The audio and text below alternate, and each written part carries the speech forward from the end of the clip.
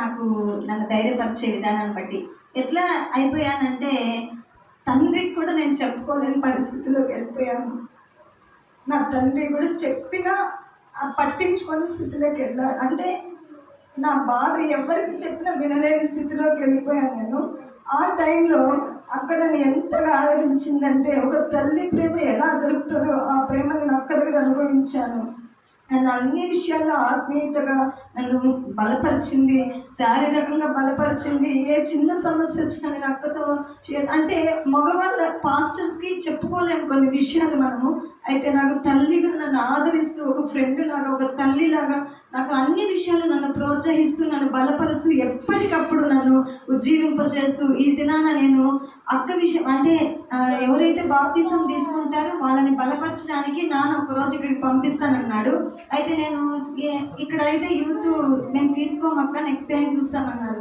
అయితే ఇంకా ఈ ప్రోగ్రామ్ క్యాన్సిల్ అయిపోతుందా, అక్క మన దగ్గరికి రాదా అంటే, నేను అనుభవిస్తున్నటువంటి ఈ సంతోషం, ఈ గొప్ప ఆనందము, ఇది అందరూ తెలుసుకోవాలి, ఇది అందరూ అనుభవించాలి, ఇది అందరూ పొందుకోవాలి, ఆనందము, ఈ సంతోషము అనేది నేను అనుకుని వెంటనే నాన్నగారికి చెప్పడం జరిగింది.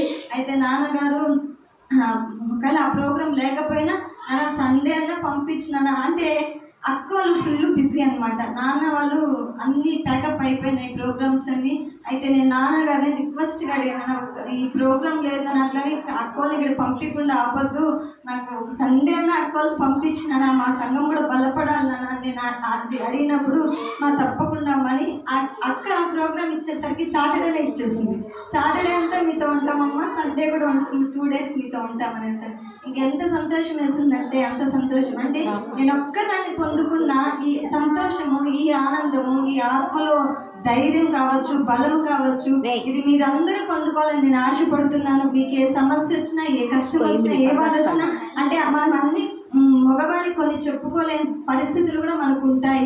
ఎందుకంటే మన దగ్గర ఉన్న పాస్టర్స్ మగవాళ్ళు కాబట్టి.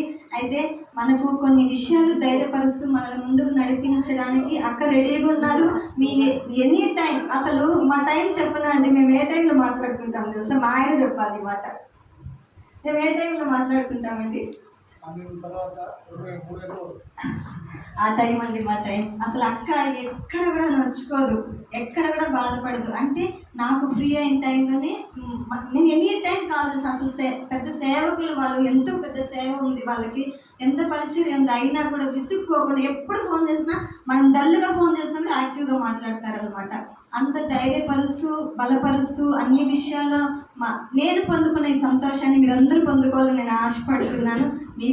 ఒకవేళ మీ పరిస్థితుల్లో టైం అని అనుకోవద్దండి. ఏ టైం అన్నా అక్కడ కాల్ లిఫ్ట్ చేస్తారు, మనల్ని బలపరుస్తారు, మాట్లాడతారు. దేవుడు చిన్న సాక్ష్యం దీవించుకుంటారు.